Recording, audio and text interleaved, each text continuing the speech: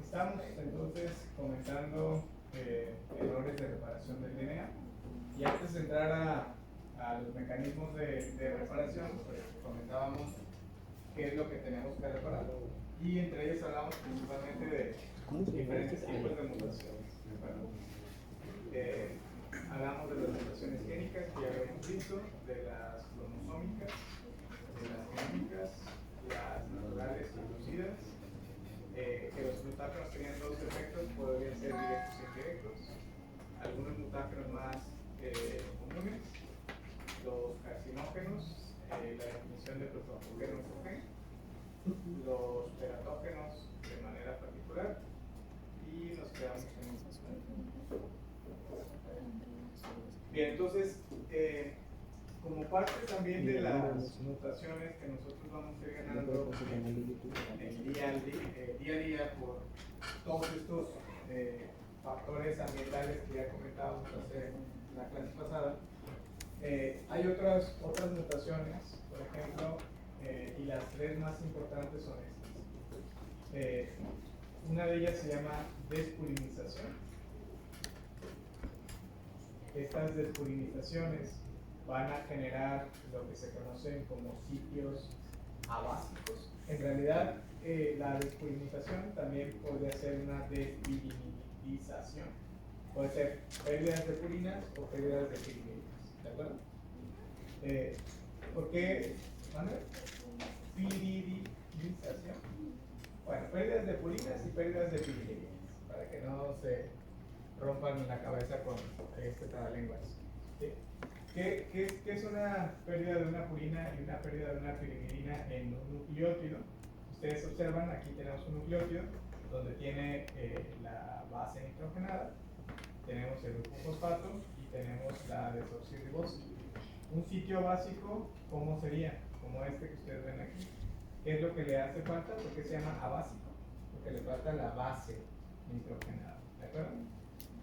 Cuando nosotros en la cadena de DNA perdemos una base nitrogenada en la molécula del DNA, pues esto va a ocasionar que la estructura tridimensional de la doble hélice cambie, ¿sí? Y eso va a ser detectado pues, como un error en nuestro genoma. Eso va a desencadenar la respuesta de nuestro sistema de reparación. Asimismo, tenemos otros que se conocen como desaminación. Nuevamente el nombre que dice desaminación. Quitamos un grupo amino. ¿De acuerdo? ¿Por qué es importante una desaminación? Ya lo vamos a ver. Hay nucleótidos, por ejemplo, la timina y el uracilo, que se parecen un montón. Lo único que los diferencia es el grupo amino. Si yo les quito un grupo amino, puedo convertir, por ejemplo, una citosina o una timina en un uracilo. ¿De acuerdo? Y eso pues, va a ser una mutación en mi genoma. Yo no puedo tener uracilos en mi DNA. ¿De acuerdo? También algo de lo que más vivimos día con día es el daño oxidativo. Ustedes saben que cuando hay un factor estresante en una célula, se empiezan a producir radicales libres. Esos, por ejemplo, iones superóxidos o peróxidos en general, son moléculas muy inestables que se van a pegar a nuestros nucleótidos y le van a dar ese daño oxidativo. ¿Sí? Ahorita vamos a ver ejemplos de esto. Entonces, los tres principales mecanismos de errores serían la despurinización, la desaminación y el daño oxidativo. Estos van a ser los principales tipos de daño al DNA y principalmente a través de estos es que se van a activar los mecanismos de reparación. Aquí les pongo el ejemplo de la desaminación. Vean, observen la diferencia en estructura de una citosina con un uracilo. ¿Sí? Prácticamente lo que cambia es esto. Si yo le quito este grupo amino a la citosina, la voy a convertir en un uracilo. ¿De acuerdo? Entonces, esto es un error bastante interesante en nuestro genoma porque puede ocasionar que el propio sistema de reparación incluso se equivoque. Imagínense, en una condición normal, cada uno de esta fila es una cadena y esta es la otra cadena de DNA. Entre los dos son una hebra. ¿De acuerdo? Aquí yo tengo un nucleótido de citosina, ¿sí? Y de este lado tengo a la guanina en esta posición, ¿de acuerdo? Si a esta citosina yo la desamino, ¿qué le va a pasar?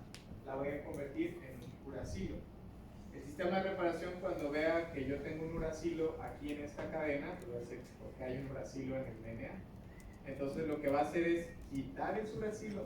¿Y qué creen que va a poner en su lugar? Una timina, ¿sí? Va a decir el uracilo no existe en el DNA, es un homólogo de timina. Entonces va a pegar una timina y ahora yo voy a tener una timina de este lado y del otro voy a tener una guanina, ¿de acuerdo? Porque originalmente yo tenía citosina guanina, ¿cierto?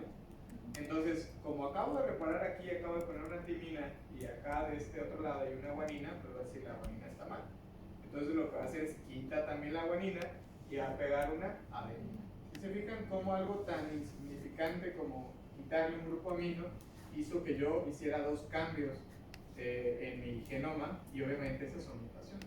Fueron mutaciones inducidas por una desaminación. Fue un efecto indirecto, en este caso, ese daño que yo estoy provocando. ¿De acuerdo? ¿Sí queda claro esto? Sí. Vean, dentro de una célula se estiman aproximadamente unas 100 desaminaciones al día de este tipo de errores, y por lo tanto, bueno, es un sistema que tiene que estar muy activo. De los que más tenemos todo el día es esta, vean. Tenemos más de 10.000 oxidaciones al día por célula. Entonces, la cantidad de daño por oxidación que estamos teniendo pues, es muy grande.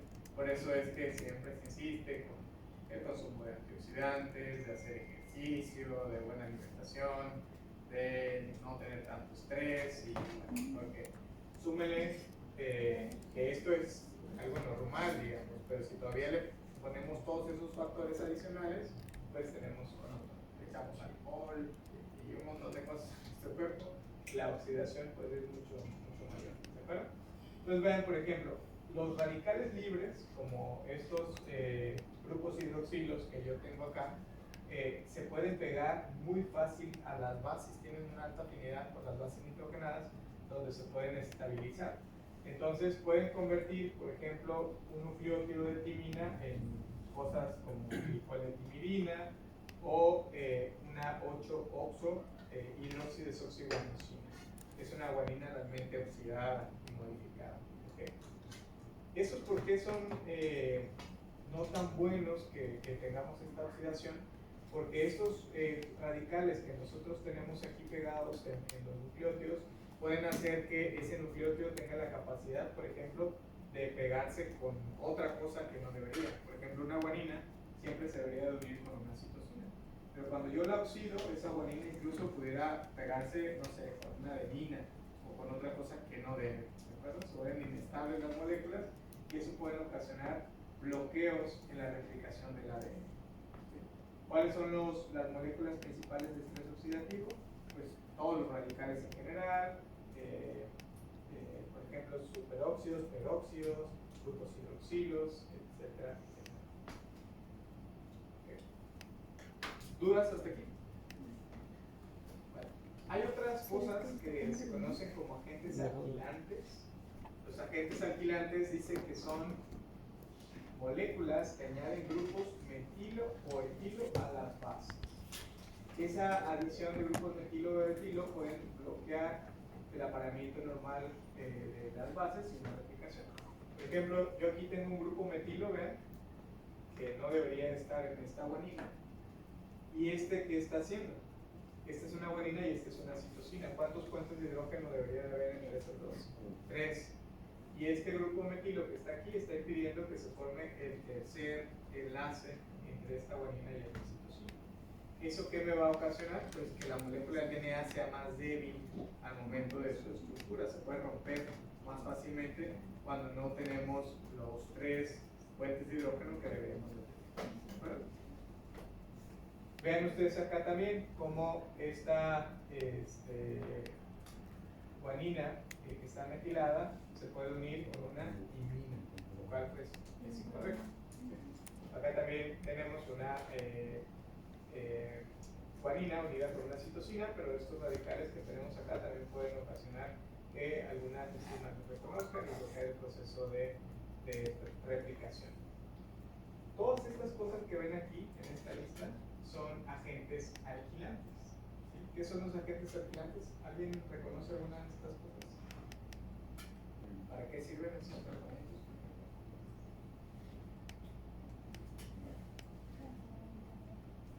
Para cáncer. ¿Sí? ¿Qué son? Son agentes quimioterapéuticos. Cómo funcionan las quimioterapias. ¿Por qué una quimioterapia sería un agente alquilante? ¿Cómo funcionan las quimios? Evita que se reproduzca la célula tumoral, ¿okay? Célula cualquiera. Imagínense que, bueno, la quimio es una terapia alquilante. ¿Esto qué les estaría haciendo a las células? Está agregando un montón de grupos metilo o etilo a propósito, ¿sí? ¿Y eso qué va a ocasionar en la célula? Que se estrese. Y una vez que la célula se estrese, ¿qué va a pasar? Va a activar el sistema de reparación del DNA. ¿Qué va a hacer el sistema de reparación del DNA? Tratar de reparar, ¿sí? Pero como van a ser tantos los daños, tantas las marcas que está añadiendo la quimioterapia, el sistema de reparación tiene dos salidas: repara y soluciona, o repara y si no lo puede, intenta reparar, y si no puede reparar, los manda a apoptosis, la manda a muerte. Y esa es la intención, por ejemplo, de la quimioterapia, que le estoy metiendo tanto daño a la célula a través de estos agentes de quimioterapia, que el sistema de reparación no va a poder reparar, se va a estresar y va a mandar la célula a morir, que es lo que queremos, ¿de acuerdo? ¿Qué pasa con los agentes alquilantes como la quimioterapia? Lo malo de estos es que no son específicos. ¿Por qué? Porque se van a pegar a todas las células. ¿A quiénes se van a pegar principalmente? Pues a las células que se están replicando. Aquellas células que se replican, pues son las que van a ir ganando estos nucleótidos que están, estas marcas en los nucleótidos que están incorporando en la replicación, y son las que van a sufrir daño. Principalmente las células cancerosas van a ser las principales que se van a estar replicando, y como se replican a una velocidad mayor que cualquier otra, pues en realidad van a ser las más afectadas, que van a ser las principales que se van a morir. Sin embargo, ya habíamos comentado que las células que se replican también casi todos los días en nuestro cuerpo y que lo hacen de manera normal, también sufren los daños de la quimioterapia. Por ejemplo, comentábamos las células de la piel, que se replican y se recambian prácticamente diario, las células del sistema inmune, las células de todo el tracto gastrointestinal, las uñas, el cabello. Y si ustedes observan, son los principales efectos secundarios de la quimioterapia. Pierde cabello, se les rompe las uñas, la piel se pone muy fea, tienen un montón de problemas gastrointestinales, úlceras, diarreas y un montón de cosas que tienen que ver justamente por todos estos procesos que estamos comentando. Y obviamente el sistema inmune se les va para abajo también, y pues son susceptibles también a otras patologías nosocomiales cuando están en situaciones sanitarias. ¿Verdad? ¿Dudas con eso? Bueno, hay otras cosas que también nos pueden dañar el DNA, y son los agentes intercalantes. Y aquí, ojo con eso, porque luego andan en los laboratorios sin bata, comiendo ahí, se ponen una receta que da gusto en bioquímica. Hay muchas sustancias que pueden ser intercalantes. De los que más podemos estar expuestos es el bromuro de tibia, que es un intercalante en el DNA. Son moléculas que se meten a la estructura del DNA, y cuando tú les pones luz UV, brillan. Nos sirven a nosotros para poder visualizar los ácidos nucleicos cuando estamos trabajando en biología molecular, pero pues son agentes cancerígenos por esa manera de cómo actúan, de que se meten adentro de las moléculas. Entonces, aguas con eso.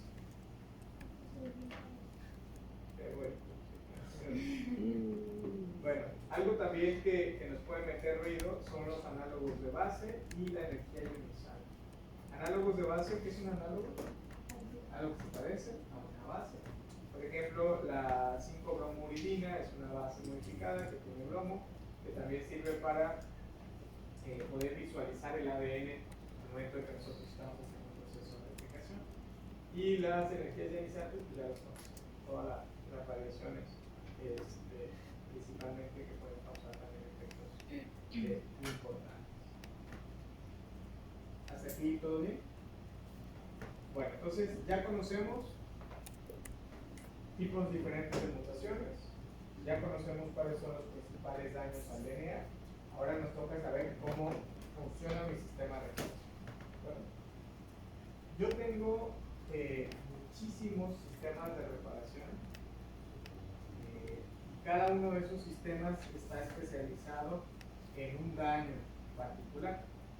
Muchos se pueden compartir y algunos convergen en algún momento, es decir, si un sistema no puede, a veces le pasa la vuelta a otro, y si no a otro, y bueno, si nadie puede, la célula pues se muere. Hay sistemas más complejos que otros y vamos a empezar de los más sencillos a los más complejos. Los sistemas más sencillos se llaman de reparación directa. Esa reparación directa, como su nombre lo dice, es instantánea, es rápida, pero bueno, no es muy común. Este tipo de reparación, por ejemplo, está más caracterizado en bacterias y plantas. Muchos de los modelos de reparación que voy a comentarles, sobre todo se han descrito en Escherichia coli, y bueno, hemos visto que en humanos funciona más o menos de la misma manera. Este que ustedes ven aquí, por ejemplo, es un sistema de reparación directa en plantas. Ustedes saben que las plantas pues, necesitan la luz UV para pues, poder generar fotosíntesis y poder funcionar. Sin embargo, ya habíamos visto que la luz UV es un agente que puede inducir mutaciones, ¿de acuerdo? Entonces, si bien le hace bien a la planta, pues también una exposición importante le puede ocasionar daños a su genoma. Entonces, para eso tienen unas enzimas bastante buenas que se llaman fotoliasas. Esas fotoliasas, como su nombre lo dice, vienen de luz. ¿Sí? Lo que hacen es escanear el genoma de la planta en la noche, buscan todos los errores que pueden haber en el genoma, cuáles son los errores principales de la luz UV que puede ocasionar, dímeros de timina. Los dímeros de timina es el principal efecto de la luz UV. ¿Qué es un dímero de timina? Que cuando yo tengo dos timinas juntitas, se forman enlaces muy fuertes entre una y otra timina. Esos enlaces no deben de existir, se llaman enlaces covalentes, son enlaces muy fuertes que pueden ocasionar que el sistema de reparación pues los detecte y los trate de eliminar, y mediante una replicación pues se vuelve un poco rígida, digamos, esa estructura y no es tan fácil poderla replicar. Entonces, las fotoliasas en la noche escanean, detectan dónde están por ejemplo, dímeros de timina, y cuando hay luz de sol, empiezan a reparar. Se activan mediante la luz. ¿Qué es lo que hacen estas fotoliasas? Pues eliminan los dímeros y asunto arreglado. La reparación es pues, directa, como mencionamos. Si el problema es un dímero de timina, la solución pues, es romper el dímero. ¿De acuerdo? Para todo parece sencillo. En humanos, nosotros tenemos un sistema parecido, no funciona con la luz, pero se llaman alquiltransferasas. Esas alquiltransferasas son enzimas que pueden eliminar los grupos alquilo de guaninas y pueden restaurar su estructura, por ejemplo, normal. ¿Recuerdan estos grupos alquilo? Por ejemplo, los que pueden meter la quimioterapia, este tipo de alquiltransferasas los podría eliminar. Si yo tengo un grupo alquilo, la solución pues, es quitarlo. Sería un efecto directo. Algo interesante es que yo tengo muchos tipos de alquiltransferasas. Vamos a ver que por lo menos cada uno de los grupos alquilo que yo puedo poner van a tener alquiltransferasas especializadas para eliminarlos y restaurar la estructura normal. Bueno, ¿hasta aquí todo bien? Bueno, hay otros sistemas que también son especializados y este es uno de ellos, que se llama el sistema VER. Este sistema VER debe su nombre a sus siglas en inglés, que significa Sistema de Reparación por Escisión de Bases. ¿Qué significa escisión? Eliminación. ¿Okay? Nuevamente se llama sistema VER, que es el sistema de reparación por escisión de bases. Si dice que es de escisión de bases, ¿qué creen que haga? Elimina bases. ¿De acuerdo? Ustedes ven, por ejemplo, aquí en esta parte de un genoma que hay apareamientos en cada una de las bases. ¿Y dónde tengo yo un apareamiento erróneo? Aquí. En esta secuencia aquí arriba. Uracilo con guanina. ¿Sí? ¿De dónde pudo haber salido el uracilo en mi genoma?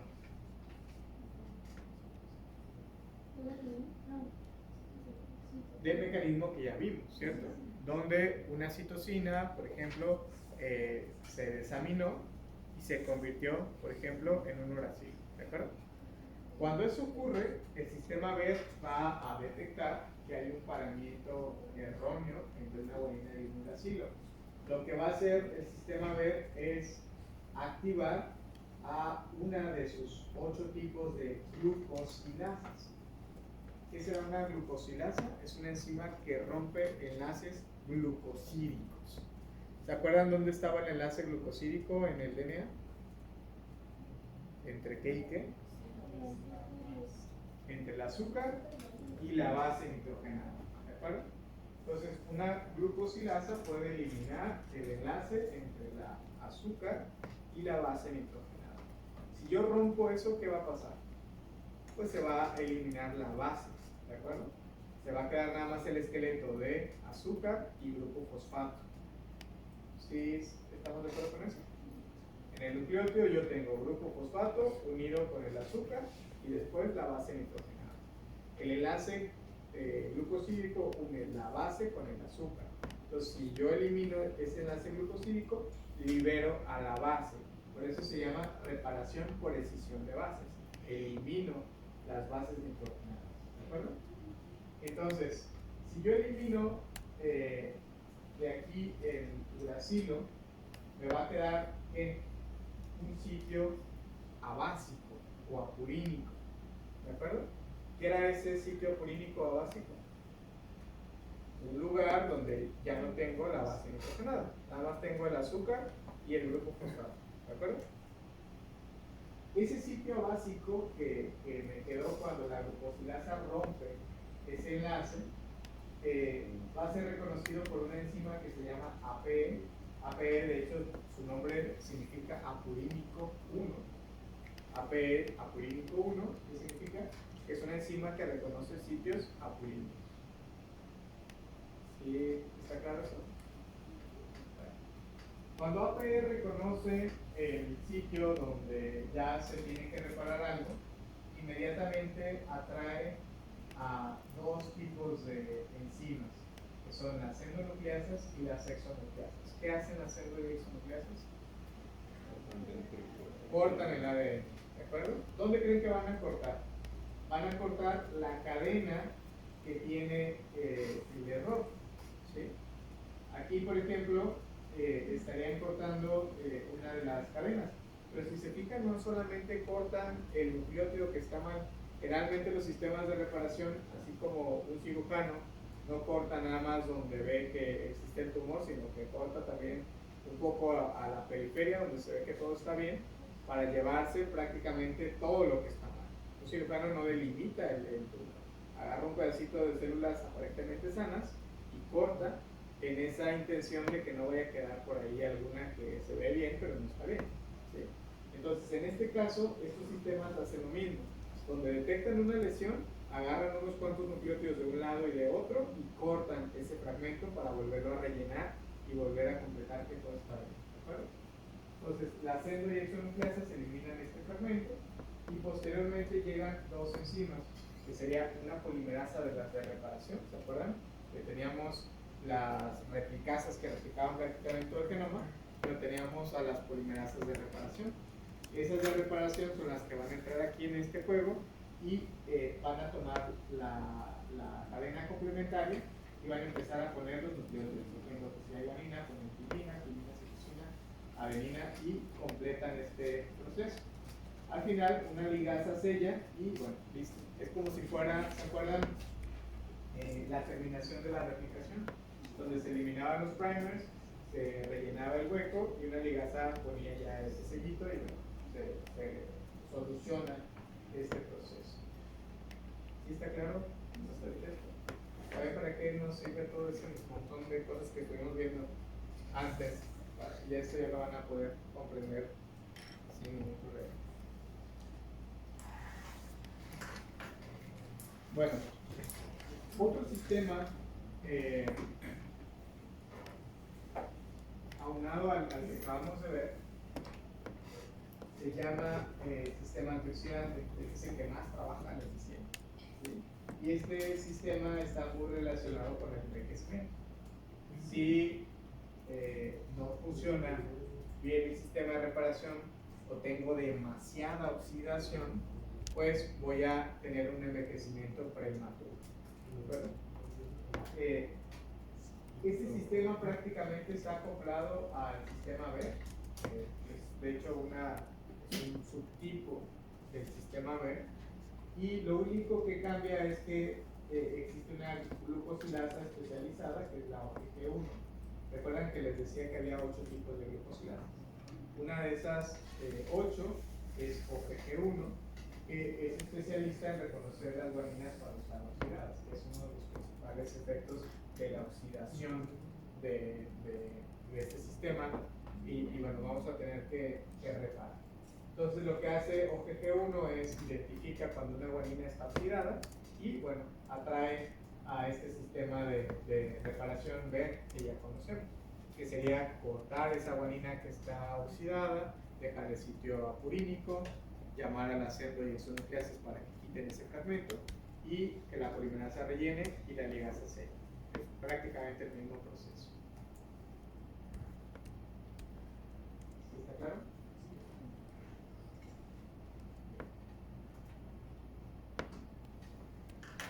Este otro sistema se llama NER, este es diferente.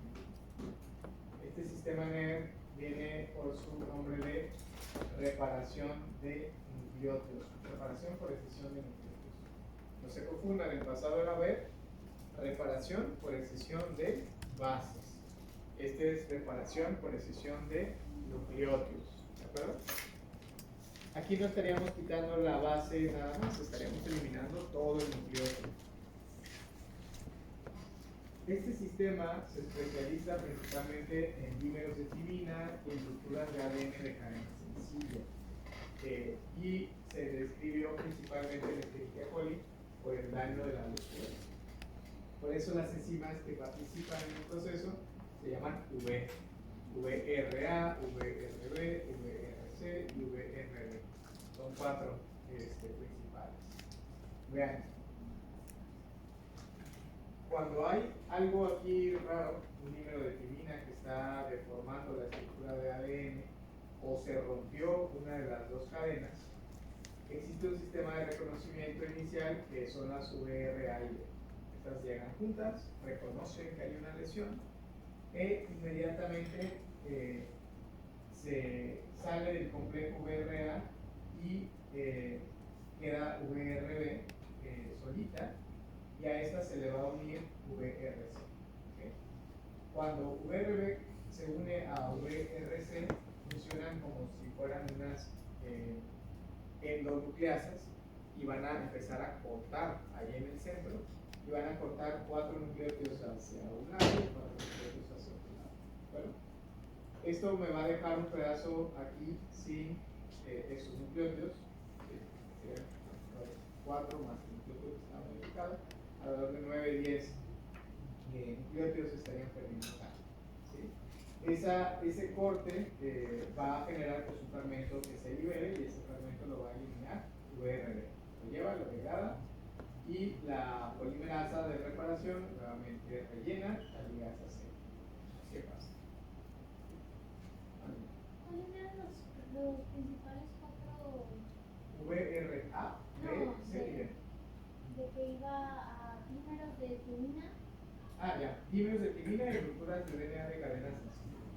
Cuando vean SS significa cadena sencilla.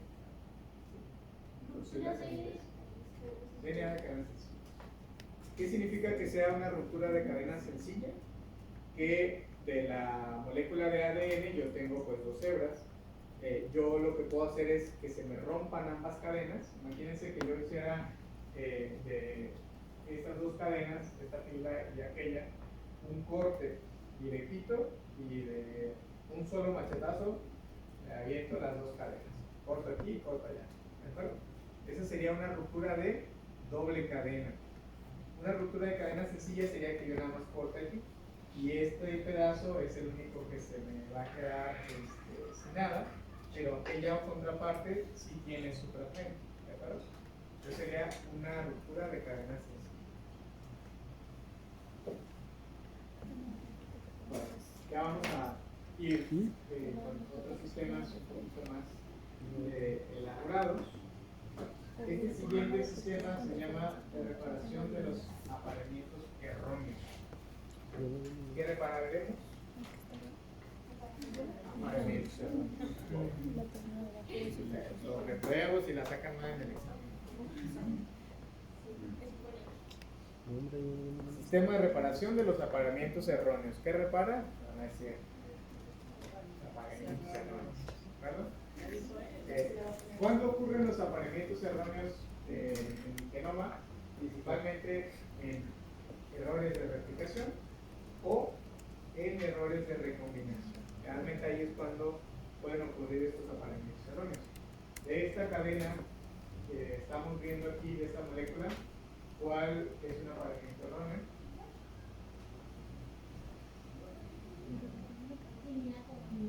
Timina con vaina. ¿Okay? Pregunta del millón. Si ustedes fueran un sistema de reparación y acaban de replicar, acaban de ver que acaba de ocurrir una replicación.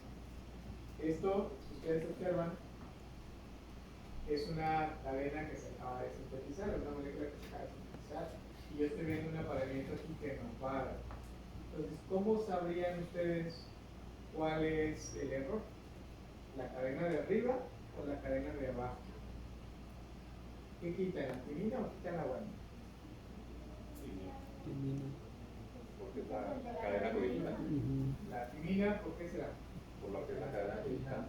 La cadena codificante. Ah, no. Que para el 5 es la moto.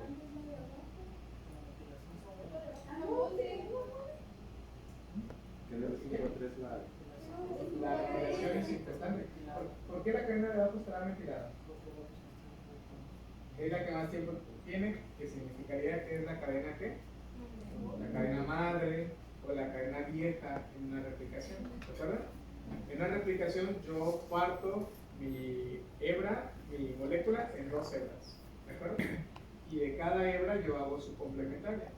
¿Sí? De esta cadena vieja yo hago su complemento y de la otra cadena hago su complemento. Entonces, cuando acabo de replicar un genoma, me va a quedar una cadena nueva, de una molécula nueva, que está compuesta por una cadena vieja o original y una cadena recién sintetizada. ¿De acuerdo? Las cadenas viejas o originales, o la cadena madre, va a tener marcas epigenéticas, va a tener grupos metilo que identifican, bueno, que ese es un DNA que ya estaba maduro, una molécula madura, y la que se acaba de recién sintetizar todavía no tiene estos patrones epigenéticos que son metilaciones, ¿de acuerdo? ¿Cómo sabe el sistema de reparación entonces cuál es el error? Aquí, por ende, lo que se acaba de sintetizar es la cadena de arriba. Entonces, si yo tenía una guanina, debería de haber puesto aquí una citosina. Entonces, yo sé que la cadena recién sintetizada es la que no está metilada y el error es en esa cadena que acabo de sintetizar. ¿De acuerdo? Entonces, ahí es donde se va a reparar. Este sistema es apoyado por tres enzimas principales que se llaman MUR de mutación. ¿Sí? La MUT-S, la MUT-L y la MUT-H. MUD S reconoce que aquí hay algo raro, ¿sí? Un mal apareamiento. MUD L activa a posteriormente la enzima que va a funcionar. Después de que llega MUD S, llega MUD L, y MUD L activa a MUD H. Que MUD H tiene una peculiaridad bien interesante, es una endonucleasa. Esa endonucleasa reconoce una secuencia consenso palindrómica. ¿Qué significa que sea una secuencia consenso palindrómica? Que se lee de atrás, de izquierda a derecha, de derecha a izquierda. ¿De acuerdo? La secuencia de reconocimiento palindrómica de MUD-H es GATC. Entonces, a partir de donde ocurre una lesión, vamos a suponer que aquí su compañera de rojo es la lesión, ¿sí? Ella es la lesión, entonces lo que va a hacer MUD-H es escanear esta parte a partir de ella a la izquierda y va a ver dónde hay una secuencia GATC. Y lo mismo va a hacer de este lado, escanear, y hasta donde haya una secuencia GATC, va a cortar de este lado y de este lado. Vean ustedes aquí, por ejemplo, yo tengo el mal pareamiento, y lo que hizo fue escanear todo este pedazo y está cortando aquí. ¿Por qué está cortando aquí? Porque aquí está su secuencia palindrómica, GATC, GATC. Entonces, corta justamente. ¿Cuál está cortando? No está cortando el GATC que está metilado. Está cortando donde no hay metilación, que es su secuencia de reconocimiento. Lo mismo hizo de este lado. Se vino aquí y había el GATC y GATC de este lado. Entonces cortó aquí y cortó acá. Se elimina ese fragmento y posteriormente la DNA polimerasa va a rellenar, ahora sí, la base correcta en todo este pedazo. Y una vez de que acaba de rellenar, las metilasas van a metilar la cadena que se acaba de sintetizar, y bueno, ese es como su control de calidad, de que ya se revisó y yo ya estoy metilando esa secuencia porque ya está bien, ¿de acuerdo? ¿Se acuerdan que yo les comentaba que incluso los orígenes de replicación no pueden iniciar inmediatamente una replicación si no están metilados? Aquellos que estaban hemimetilados no se podían abrir nuevamente, entonces una replicación no puede ocurrir tan inmediato después de que acaba de ocurrir, sino que se tiene que esperar un ratito para que el sistema de reparación se cerciore de que todo está bien, elimine lo que no está bien, repare y posteriormente metila. Ya que todo está revisado, ese genoma está, digamos, maduro y está listo por si se quiere volver a replicar. ¿Estamos de acuerdo? Eso sí funciona normal y bien. Si mi sistema de reparación no está bien, si yo estoy teniendo una lesión, si estoy expuesto a un montón de cosas, eso puede alterar su curso normal y obviamente va a ocasionar que tenga aberraciones genéticas cromosómicas y muy probablemente cáncer, que vamos a ver más adelante. ¿Sí? Bueno, otro siguiente sistema es el SOS. Este tiene su nombre dramático, desde el nombre dramático. El sistema SOS es coadyuvante de otros sistemas de reparación y lo que se especializa principalmente es cuando hay una acumulación de DNA de cadena sencilla en mi genoma. ¿Por qué podría yo acumular DNA de cadena sencilla en una célula? Cuando una célula se está replicando, nuevamente yo les decía que se abren las cadenas, yo tengo una cadena madre o cadena original y se empieza a sintetizar una nueva, un nuevo complementario para que se hagan las dos cadenas, ¿de acuerdo?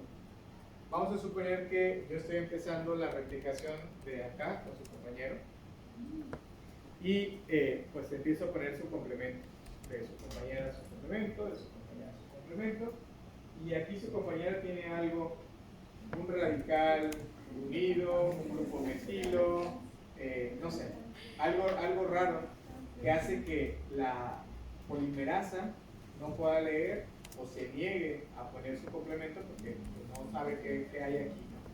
Entonces, en el momento de que se para la polimerasa aquí, ¿qué está sucediendo? Toda esta fila de nucleótidos que me hace falta ya no tiene su complementario y por lo tanto queda como DNA de cadena sencilla, ¿cierto?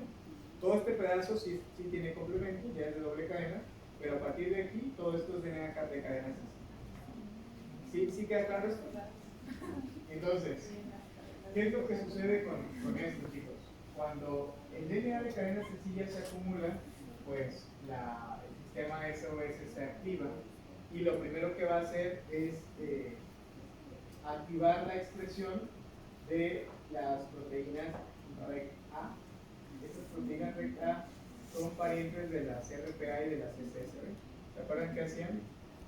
RPA y SSB Las cadenas separadas. se pegan ¿a quién?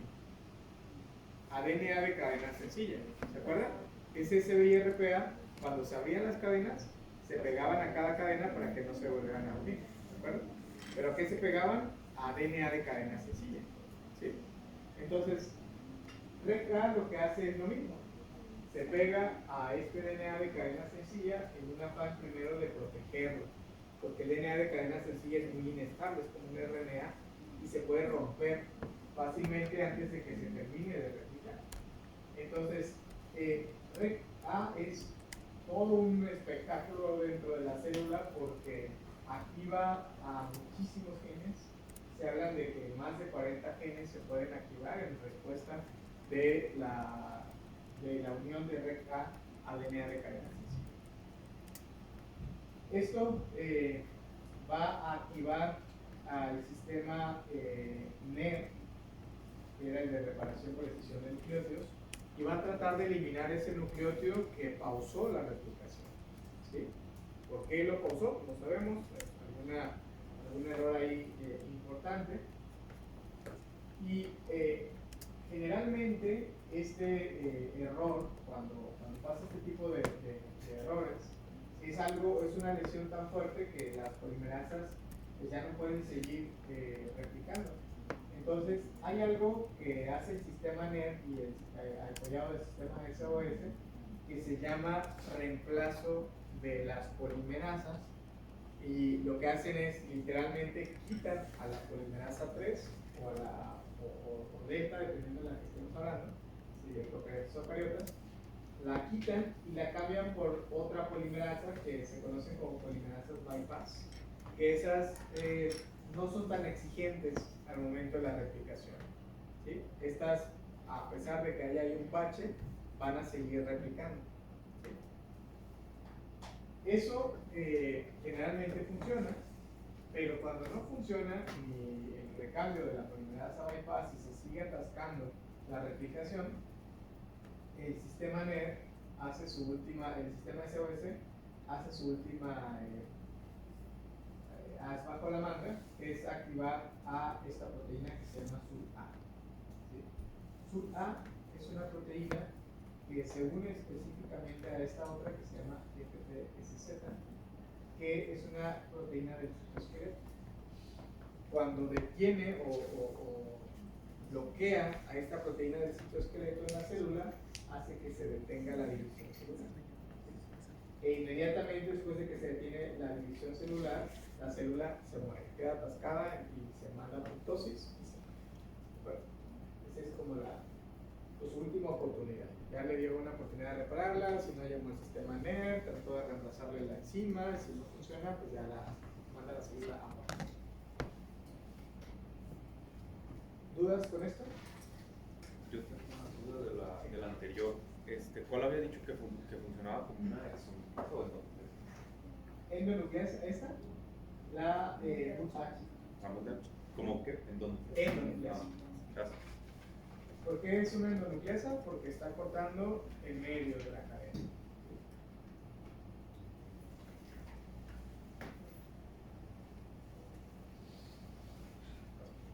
Este es el sistema más bonito, más interesante y que probablemente es el que más está implicado en la mayoría de los tipos de cáncer. Eso es importante, por eso tenerlo en cuenta. Este sistema se llama de reparación por rupturas de doble cadena. ¿Qué repara? Rupturas de doble cadena. Ya les dije los recuerdos. ese sistema de rupturas de doble cadena repara rupturas de doble cadena. ¿Cuándo se puede romper un cromosoma? Porque aquí estaríamos hablando de que se rompió el cromosoma, ¿sí? Recuerden que el cromosoma pues, está compuesto de, pues, mi genoma es toda mi molécula de DNA, y si yo hago un corte doble, pues literalmente estoy cortando el cromosoma, ¿sí? ¿En qué momento estoy cortando al cromosoma? Generalmente cuando ocurre la recombinación homóloga, ¿de acuerdo? Cuando yo recombino, recuerden que hay intercambio de DNA, hay cortes, y a veces esos cortes ya no se recuperan, se pierde ahí un fragmento, y ese fragmento que me hace falta, yo lo puedo reparar mediante su homólogo. Ustedes ven aquí, por ejemplo, dos pedazos de ADN, esta es una molécula y esta es otra molécula. Imagínense que estamos hablando aquí de un cromosoma completo. Yo tengo un cromosoma paterno y tengo un cromosoma materno, ¿de acuerdo? Imagínense que este es un pedacito de un gen materno y este es un pedacito de un gen paterno. Si se rompe mi gen materno y yo pierdo un pedazo, ¿cómo creen que yo pueda repararlo? ¿Se acuerdan? En los sistemas anteriores yo tenía mi cadena complementaria. Si yo aquí tengo un error, tengo la otra cadena, elimino aquí el error y yo sé que sigue, porque copio de ahí enfrente y pongo su complemento. Pero si los dos nucleótidos de aquí o todo este fragmento de acá se me perdió, yo ya no puedo reparar de esa manera que estamos acostumbrados, ¿de acuerdo? Entonces, ¿qué me queda como opción? Copiar del otro cromosoma que sí tengo, ¿de acuerdo? Si yo estoy perdiendo un pedazo del cromosoma de mi papá, tengo el cromosoma de mi mamá, con una información que no va a ser necesariamente igualita a la que tenía, pero sí muy parecida. Es prácticamente el mismo gen con algunos pequeños cambios, nada más que yo voy a tener en el de origen materno o de origen paterno. ¿Sí está claro eso? Entonces ven aquí, yo perdí parte de un cromosoma, es de doble cadena, entonces lo que voy a hacer es copiar este pedacito que me hace falta del cromosoma que sí tengo completo. Entonces, para este sistema participan un montón de proteínas. Yo les estoy dando este sistema realmente muy masticado y remasticado, es un sistema muy complejo. Pero les voy a presentar algunos de los mecanismos que más participan. Vean. Uno de los protagonistas de este sistema de reparación es ATM. ATM es un gen supresor de tumor, es una enzima de la familia de supresores de tumor. ¿La sacaron mal el examen? ATM es un gen supresor de tumor que se llama ataxia telangiectasia mutada. ¿De acuerdo? Este supresor es parecido a lo que hace P53, a BRCA1, BRCA2, RB y todos los supresores que hemos estado manejando. ¿De acuerdo? ¿Qué es lo que hace ATM? Vean, ATM reconoce que aquí me falta un pedazo. Una vez que ATM reconoce que aquí me hace falta un pedazo, se va a posicionar a donde me hace falta este pedazo y va a traer a un complejo muy grande de exonucleasas que se llama mRN. mRN son exonucleasas. ¿Qué hacen las exonucleasas? Cortan de dónde? A partir de los extremos. Si yo tengo un pedazo aquí, lo que pueden hacer es ir cortando de nucleótidos de aquí hacia acá. ¿De acuerdo? Y la otra exonucleasa va a cortar de acá hacia acá. Entonces, algo bien interesante de este sistema es que estas exonucleasas hacen lo que conocemos como cortes pegajosos o cortes romos. Ya lo vamos a ver cuando veamos técnicas de biología molecular, para qué sirven hacer este tipo de cortes. Esos cortes romos o pegajosos, vean que son a propósito. Este corte romo es un corte, digamos, que es en el mismo sitio del corte de la cadena de arriba que la cadena de abajo. Es un corte recto, es un corte romo, ¿sí? Ese corte romo yo lo tengo que convertir en un corte pegajoso para poder pegar literalmente las cadenas. Vean, lo que están haciendo es recortar el pedacito de la cadena de aquí abajo y el pedazo de la cadena de aquí arriba me queda más largo. ¿Sí observan? De la cadena de arriba cortan el pedacito de aquí arriba y hacen que el pedazo de aquí abajo me quede más largo. ¿De acuerdo? Entonces, ¿esto qué es lo que está generando aquí, chicos? Un DNA de cadena sencilla de este lado y un DNA de cadena sencilla de este otro lado. ¿Sí está claro? A ese DNA de cadena sencilla se le van a unir las proteínas RPA1. ¿Recuerdan que hacen las RPA? Se unen al DNA de cadena sencilla. ¿Sí? Se van a unir aquí y se van a unir acá. ¿De acuerdo? Inmediatamente después de que se unen esas proteínas, se les van a acoplar una familia muy grande de proteínas filamentosas que se llaman RAT. Esas proteínas RAT hay de varios tipos, hay RAT51, RAT54, RAT52, RAT53. Son proteínas como si fueran cuerdas, como hilitos. Esas proteínas también se consideran como proteínas anclas para poder invadir al otro cromosoma. Imagínense que este es el cromosoma que está completo, ¿sí? Y este de acá es el cromosoma que tiene la lesión. Imagínense que me hace falta todo este pedazo de aquí de sus compañeros, ¿sí? Para que ustedes puedan copiar todo este pedazo, ¿qué tienen que hacer? Lo primero que tienen que hacer es acercar este cromosoma a este y parearlos lo más juntitos posible. ¿Para qué lo tenemos que parear? Para por descarte saber cuál es el pedazo que me hace falta. ¿De acuerdo? Lo que hacen es comparar, es decir, bueno, su compañera es par con este de aquí, este es par con este de acá, y justo donde me hace falta un pedazo, pues va a ser ahí la parte que me hace falta recuperar. ¿Sí o no?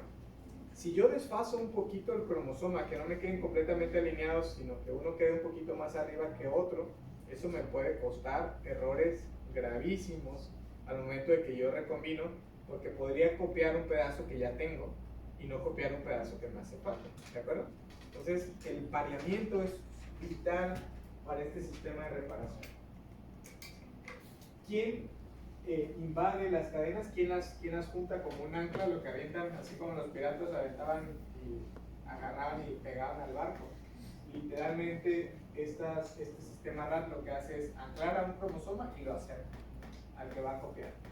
Y quien escanea todo ese cromosoma para ver cuál es el pedazo que me hace falta es BRCA. BRCA es una familia de al menos dos tipos que son las principales proteínas, que es BRCA1 y BRCA2. Son los principales genes supresores de tumor asociados con cáncer de mama. Si esos dos genes se mutan, o BRCA1 o BRCA2, es casi un hecho que van a tener cáncer de mama. ¿De acuerdo? Es el factor de más alto riesgo para cáncer de mama cuando está mutado. De hecho, BRCA viene de breast cancer, de ahí el nombre como tal. ¿Sí? ¿Hasta aquí tenemos alguna duda? El BRCA2 escaneado. Escanea el cromosoma para saber qué es lo que me hace falta. Sí. RPA1 se va a unir a las cadenas simples y eso va a servir como ancla o para Ya, a ver, otra vez. Hay una ruptura. Esa ruptura la reconoce ATR. Se acerca y dice, aquí me hace falta un pedazo. Una vez de que se acerca y detecta que aquí hay un faltante, atrae a las exonucleasas. Las exonucleasas recortan cada una de las cadenas y dejan un pedazo más largo que otro. Esto genera DNA de cadena sencilla de cada lado. Ese DNA de cadena sencilla se protege por las proteínas RPA, que son proteínas de una DNA de cadena sencilla, y esas RPA a su vez anclan o atraen a las RAT. Las RAT son las que hacen que se invada esta cadena hacia este cromosoma nuevo para que lo acerquen, y BRCA dice cuál es el pedazo que te hace falta para que lo copies, y parear. Las RAT son ANSAT, todo es una familia completa. ¿Hasta aquí tenemos alguna duda, chicos? Bueno, y de aquí empieza la magia. una vez de que nosotros tenemos, vean, ya localizamos cuál es el pedazo que nos hace falta, y están bien pareados. Este rojo es la cadena del cromosoma que está bien. Y el azul, vean, este es el pedazo más largo que me está quedando de un lado, y este es el otro pedazo más largo que me queda del otro lado. ¿De acuerdo? Una vez que están bien pareados los cromosomas, hacen esta estructura para que intercambien el fragmento y se copien. Lo que hace este cromosoma de abajo es que se abre y hace un pequeño bucle para que este pedacito que me hace falta se copie pues, de este fragmento que yo tengo. ¿De acuerdo? Entonces, este azul se completa a partir de esto y se sella. ¿Sí? Y esta parte roja de aquí se va a complementar con esta cadena que yo tengo acá. Esta cadena va a empezar a copiar y va a generar hasta aquí. ¿De acuerdo? Cuando se completan las cadenas, me sucede algo bien interesante porque ¿cómo quedan las cadenas? Concatenadas. ¿Sí? Quedan ahí amarradas estas cadenas en el proceso de reparación y estas se llaman uniones Holiday. Esas uniones Holiday se tienen que resolver. ¿Qué significa que se tengan que resolver? Yo tengo que cortar. Esas uniones Holiday lo que van a hacer es, bueno, yo tengo que cortar para separar las cadenas y se han visto dos tipos de resolución. Una que se llama con entrecruzamiento y otra que se llama sin entrecruzamiento. ¿De acuerdo? ¿Cuál es la diferencia entre una y otra? La de entrecruzamiento se cortan ambas cadenas y vean que al final me quedan parchadas tanto la cadena original que tomé yo como molde como el cromosoma que se debería de parchar por naturaleza. ¿De acuerdo? Todas las cadenas quedan recombinadas. En el sin entrecruzamiento, el único que queda parchado es un cromosoma que estaba roto y el otro cromosoma yo no lo rompí ni le hice nada, que se quedó intacto. ¿Estamos de acuerdo? ¿Cuándo ocurre cada una de estas? No se sabe. Se ha visto hasta ahora que es azaroso. Sin embargo, el sin entrecruzamiento se cree que es mejor porque pues no lesiona al otro cromosoma. Porque si mi sistema de reparación no funciona bien, cuando yo estoy cortando esto, yo puedo lesionar el otro cromosoma que sí estaba bien. ¿De acuerdo? Entonces, eso puede ser contraproducente en este sistema de reparación cuando hay entrecruzamiento. Porque al momento que yo estoy cortando y pegando el cromosoma que sí estaba bien, yo lo puedo lesionar y pues ahora tengo otro problema en un cromosoma que estaba sin ningún problema. ¿De acuerdo? ¿Sí o no? Déjenme les muestro a ver si quieres un videito.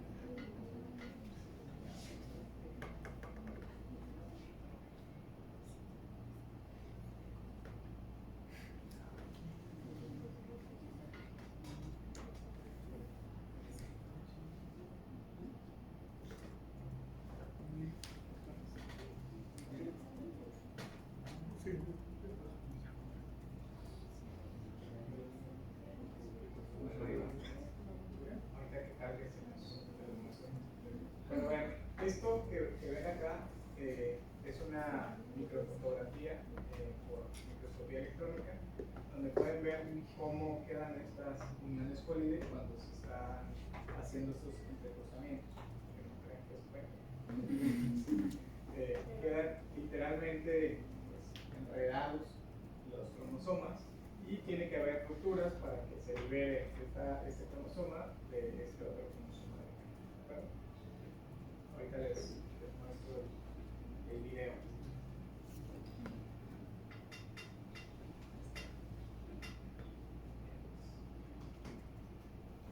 Es un video muy didáctico.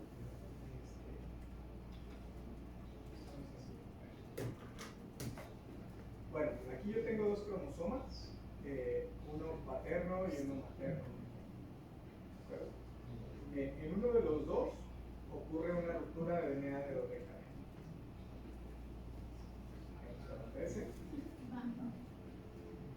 La ATN reconoce el sitio, las exonucleasas llegan y empiezan a recortar las cadenas. ¿De acuerdo? Me quedan DNA de cadena sencilla, las proteínas SSRPA se unen y de ahí las RAT. Estas RAT ayudan a invadir ambas cadenas y las polimerasas rellenan el fragmento. ¿De acuerdo? Aquí empieza el problema de las uniones colide porque quedamos que quedan cruzadas. Hay dos maneras de resolver. Una de estas es los cortes que ejemplo aquí. Y esta se llama sin entrecruzamiento. ¿Por qué sin entrecruzamiento? Porque me quedó una cadena completita amarilla, me quedó una cadena completa azul y solamente me quedaron parchadas estas cadenas que se estaban recombinando. ¿De acuerdo? ¿Qué pasa con la resolución con entrecruzamiento?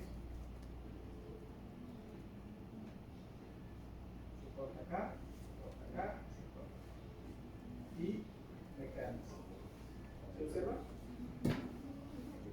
Acá el problema es que las cuatro cadenas me quedaron parchadas. ¿Sí? Tengo dos colores en cada una de las cadenas. ¿Verdad? Les decía que esta a veces es no tan recomendable porque en la ruptura de cada una de las cadenas yo puedo lesionar la cadena que no estaba bien, que sí estaba bien.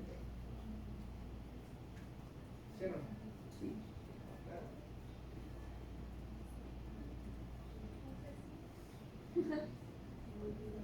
Y el último sistema, chicos, se llama de unión de extremos no homólogos. Este sistema no es tan recomendable porque es de los sistemas del ahí se va.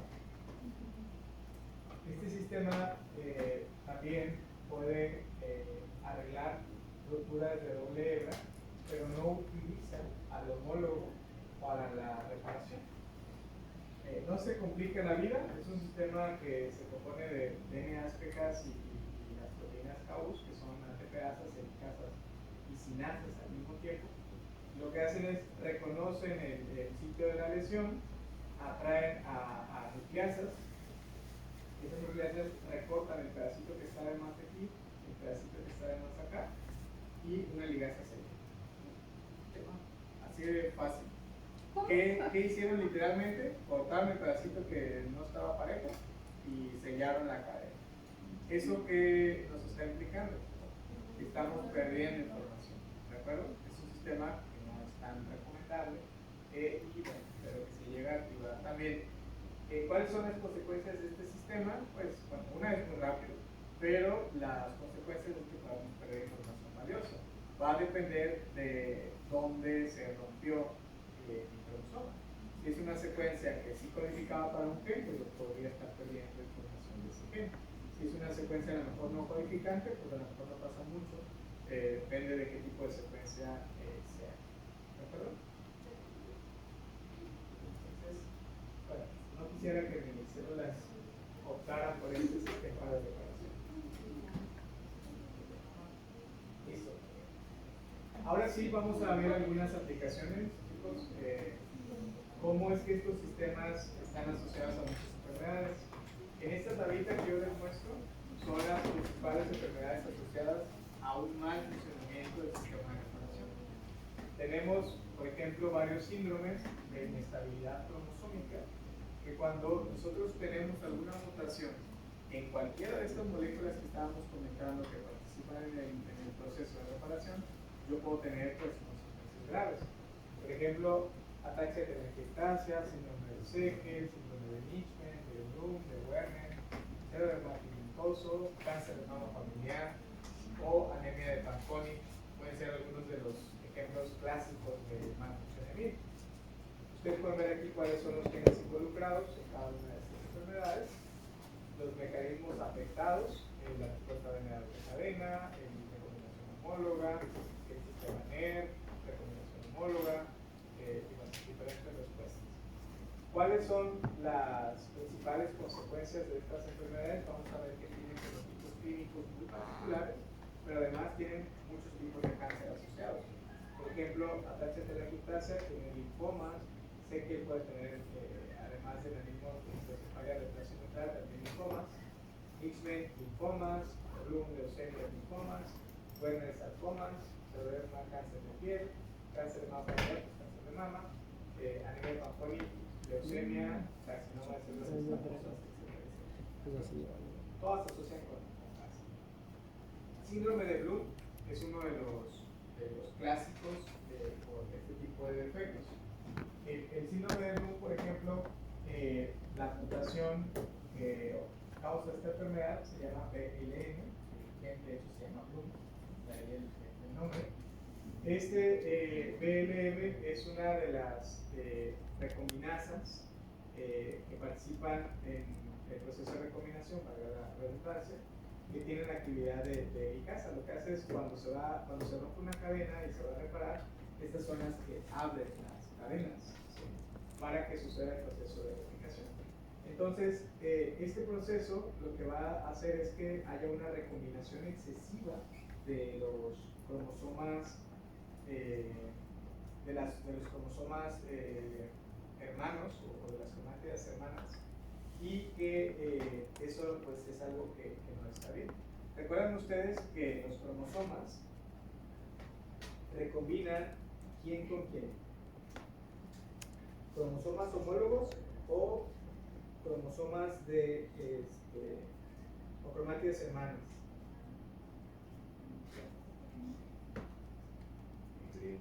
¿Se acuerdan cuál es la diferencia? ¿Cuáles son cromosomas homólogos? Iguales, pero uno de línea materna y otro de línea paterna. ¿De acuerdo? Si yo tengo un cromosoma 1 paterno, tengo un 1 materno y esos son homólogos. Son iguales, es el cromosoma 1, pero viene uno de línea materna y otro de línea paterna. Entonces, tan iguales no son porque puede haber algunas pequeñas variaciones que hacen que tengan alelos diferentes aquí que acá. Es el mismo gen, pero acá, por ejemplo, podría ser gen de ojos verdes y acá gen de ojos negros. ¿De acuerdo? Las cromátidas hermanas, ¿qué son? Cuando un cromosoma entra en replicación, recuerden que hace su clon, ¿sí?, y realmente este va a ser idéntico a este, ¿sí?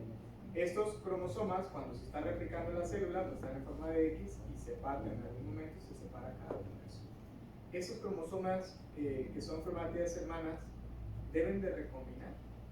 ¿No? ¿Por qué? Porque son idénticos, esos sí son clones, no tiene sentido que haya una recombinación. En el síndrome de Bloom esto ocurre y eso puede hacer que haya un montón de intercambios en cosas que no deben intercambiar y que tanta cortadera y pegadera haga que yo pueda meter mutaciones en ese proceso, ¿de acuerdo? Y eso me causa pues, este tipo de patologías. Síndrome de Bloom es una enfermedad autosómica recesiva. ¿Qué significa autosómica recesiva?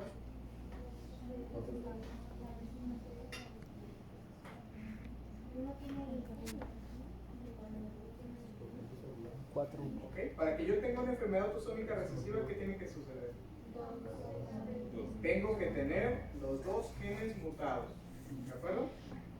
Entonces, es una enfermedad autosómica recesiva. ¿Qué significaba autosómico?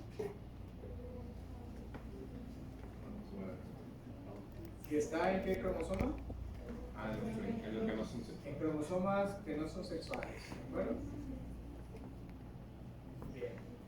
Esta enfermedad se da principalmente en judíos askenazí. ¿Qué son los judíos askenazí? Son hebreos que se asentaron en Europa hace mucho tiempo, así como los menonitas en México. ¿Sí? Estas comunidades, así como los menonitas, también tienden a tener una endogamia muy importante. Es decir, nada más se casan entre ellos, entre la comunidad, y de hecho destierran a quien se case con un mortal alrededor de donde sus comunidades, ¿no? Entonces, ¿qué pasa con estas personas que tienen mucha endogamia? Las enfermedades autosómicas recesivas aparecen muy comúnmente, ¿de acuerdo?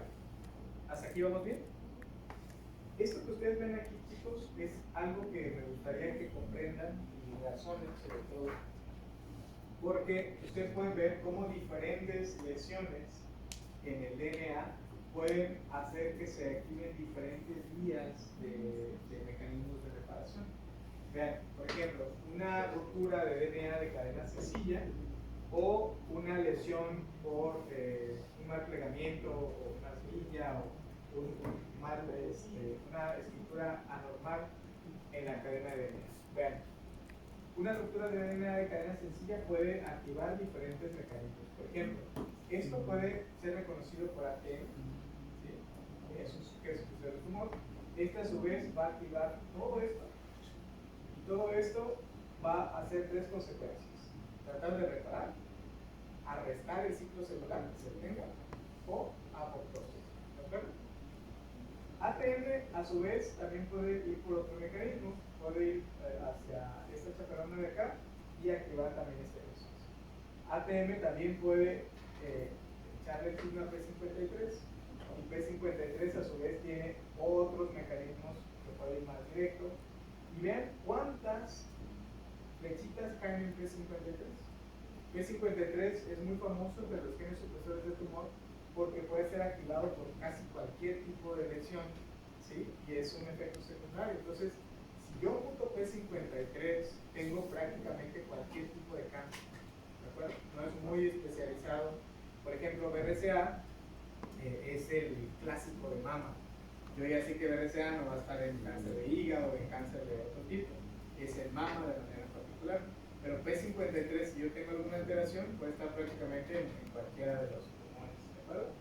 ATR, por ejemplo, también es otro de los importantes, y así vean cómo convergen, cómo se comunican varias de las vías de señalización, pero todas llevan a las tres cosas principales: reparar, arrestar o matar a la célula. Bueno, síndrome de Bloom tiene características fenotípicas, no me voy a meter mucho en eso, esto se van a enfadar en genética de ver clínica. Y bueno, algunas características, por ejemplo, es que tiene clinodactilia, que es el chueco, tiene manchas tipo hipercrómicas, que son o manchas oscuras o manchas blancas, tienen inmunodeficiencias severas, principalmente de IgA o IgM, tienen susceptibilidades a tumores malignos, principalmente hematológicos y sarcomas, y pues tienen una cara muy peculiar. Ya van a ver tipos de cara en genética. Esta le llamamos cara de pajarito, la nariz prominente, las orejas, van a ver muchos tipos, ¿no? Y además tienen un rash similar a los peludos, y vean que con la hermandad tienden a ser más pequeños, ¿sí? Este es un subhermano y son de talla más baja que la hermandad. Tienen ciertas características. Lo que más preocupa pues son las inmunodeficiencias y su alto riesgo a sarcomas o cáncer hematológicos. Vean, este es el estándar de oro. Estos tipos de síndromes se pueden diagnosticar con la parte clínica, pero siempre es importante la parte molecular. En genética, el diagnóstico molecular es vital para decir: estoy completamente seguro de qué es esto, y sobre todo para asesorar correctamente a la familia. Hay muchas enfermedades que pues ya tienen un hijo con alguna enfermedad genética y quieren tener algún otro más. Entonces, ustedes como genetistas tienen que dar esa asesoría, ¿sí? Tienen que decir: tienes tanta probabilidad de que el segundo hijo te salga con esta característica, esta condición, ¿de acuerdo?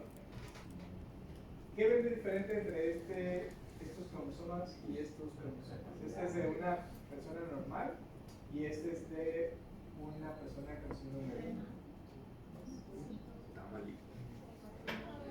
Aquí se ve más, pero es el acercamiento de la foto. Comparen nada más cromosomas. Comparen, por ejemplo, este cromosoma o este con alguno de estos. Ven como lisos, lisos. ¿Qué tienen en realidad?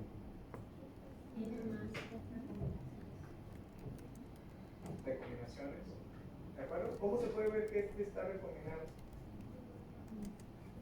¿Qué diferencia tiene de este, por ejemplo? Ustedes ven que estos cromosomas, una cromátide está blanca y otra cromátide está negra. Es un cromosoma replicado, ¿de acuerdo?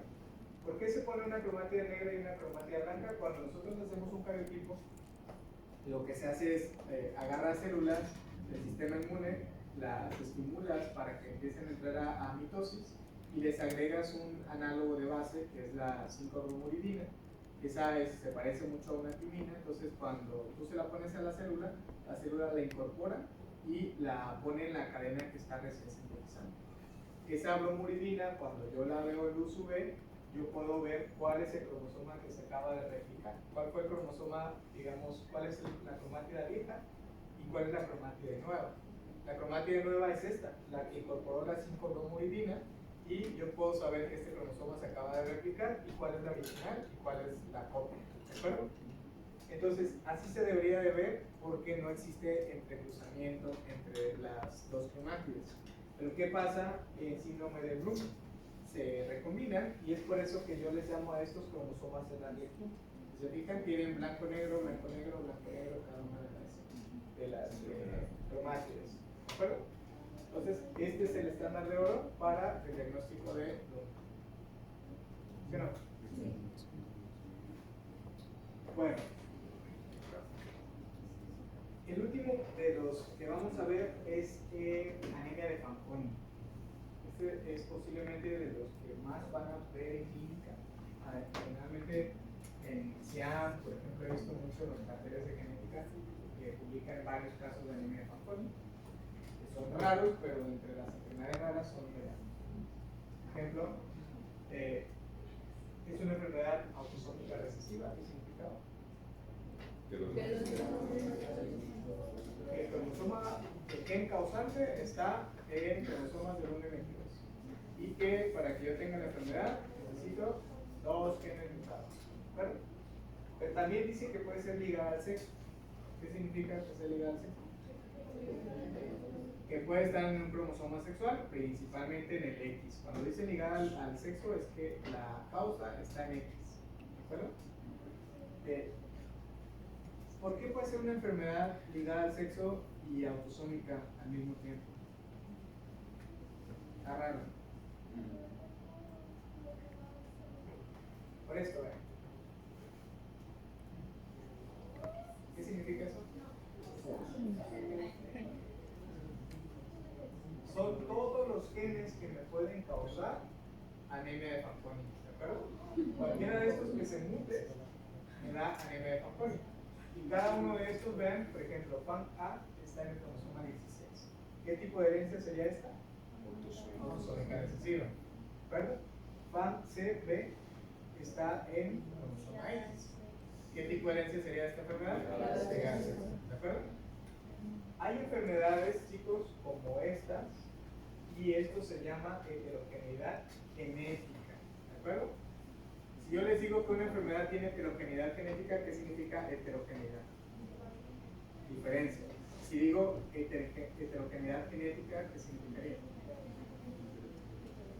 Que la enfermedad es causada por diferentes genes. ¿Ok? Una heterogeneidad genética es que varios genes me pueden causar la misma enfermedad. Ojo con eso. ¿Sí? ¿Y qué sería heterogeneidad fenotípica? Yo les digo, la anemia Fanconi tiene heterogeneidad fenotípica. ¿Qué significa eso? Que puede tener diferentes signos. Que los casos van a tener diferentes fenotipos. O sea, no todos van a ser igualitos de libro. Algunos van a tener algunos rasgos, otros.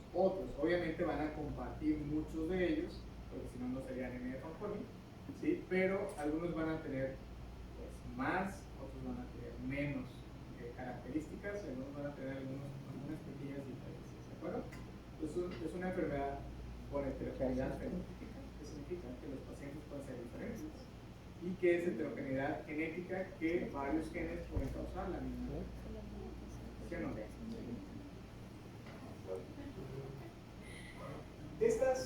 Todas estas vean, entonces están en mutaciones en diferentes genes, pero vean ustedes la prevalencia. ¿Qué significa esto? 66% de los casos de anemia de Fanconi son causados por mutaciones en FAMA, ¿de acuerdo? 1% en B, 12% en C y así sucesivamente. Ustedes pueden ver aquí en esta gráfica de pastel como FAMA es la mayoría de los casos, después C y después G, ¿de acuerdo? Esto porque es importante que ustedes lo conozcan, porque si yo voy a hacer un diagnóstico molecular, lo primero que, si yo sospecho por la clínica y casi estoy seguro que es anemia de Fanconi y quiero corroborarlo mediante un diagnóstico molecular, lo primero que le voy a hacer es buscarle mutaciones en FAMA, ¿de acuerdo? No va a valer la pena que yo le haga gastar al paciente toda la batería, ¿sí? Para que gasten cada uno de esos pacientes, cada uno de estos genes, si yo sé que el 66% está en FAMA. Ahora, si le quiero agregar a lo mejor un poquito más de la segura, pudiera pedirle FAM-A, FAM-C y FAM-G, ¿sí? Que son los tres que casi me dan el 100% de probabilidad. Y si, bueno, eso me diera negativa la prueba molecular, pues serían las demás, ¿sí? Pero bueno, generalmente es muy poco probable que esto ocurra y casi siempre el abordaje es más clínico. Ya con toda la clínica, pues yo puedo estar seguro que es de Fanconi. ¿Bueno? ¿Cuáles son las características de Fanconi? Vean, aplasia neural progresiva, malformaciones neuronales cardíacas, predisposición a tumores, 60% hematológicos principalmente, microcefalia, retraso mental leve, anomalías del radio, manchas café con leche, baja estatura, dedos, caderas. Las manchas café con leche son muy comunes en muchos síndromes. ¿Alguien tiene manchas café con leche? Yo. ¿Sí? 1, 2, ¿qué más? 3, 4, 5. Ok. Estas manchas son muy comunes asociadas a varias enfermedades genéticas. No se asusten. Y son generalmente cuando están asociadas a una susceptibilidad familiar. Por ejemplo, las manchas café con leche son un rasgo muy importante en personas que tienen neurofibromatosis. Neurofibromatosis es una enfermedad que se desarrolla en la edad adulta y que son pequeños tumorcitos en casi todo el cuerpo. Les voy a mostrar luego una imagen. Literalmente se llenan todo el cuerpo de tumores como de verrugas. ¿No han visto algunas personas así? Sí. Tú los ves y están llenos de bolitas, así como si fueran verrugas, pero por la carne, en todo el cuerpo. Y ellos tienen neurofibromatosis. Cuando son niños, adultos, jóvenes, no tienen nada más que las manchitas café con leche. Y a cierta edad empiezan a formarse todos esos tumores. Yo me acuerdo mucho de ese caso porque tenía una vecina que me acuerdo que nos daba mucho miedo de cuando éramos niños. Ay, qué feo. Y además era como muy gruñona. Todos decíamos que era una bruja y que no sé qué. Ella alguna vez nos abordó y nos contó que ella era muy guapa, que no sé qué, y que estaba embrujada. Ella decía que su marido la había embrujado porque cuando se separaron, pues le empezaron a ella a salir un montón de todos esos tumorcitos, pero coincidía con la edad de aparición de la neurofibromatosis. O sea, ella le echaba la culpa que el marido la embrujó y la hizo fea, para que ya nadie se volviera a casar con ella, pero la neurofibromatosis. Apenas que volvía a ver a la señora, tuvo un hijo, que tendrá como unos 13, 14 años, y tiene la mancha café con leche. Yo cuando dije, sí, que ya valió. No le puedo decir, ¿verdad? valió. No por esto andar viendo a la gente y dándoles diagnósticos si no te lo piden. Pero va a ser un hecho que ese hijo, ya con la mancha y el antecedente de la mamá, va a tener la aparición también más adelante. Porque además es una enfermedad autosómica dominante. Entonces, bueno, hay otras como anemia de Fanconi que también están asociadas con esto, pero es normal también en la población. Entonces, no significa que si tengan una mancha, forzosamente está asociada con esto. Pero si tienen un antecedente familiar, cuidado. Bueno, vamos a terminar de ver la siguiente clase para que vayan echando un ojo. Ataxia telangiectasia. Ataxia telangiectasia, problema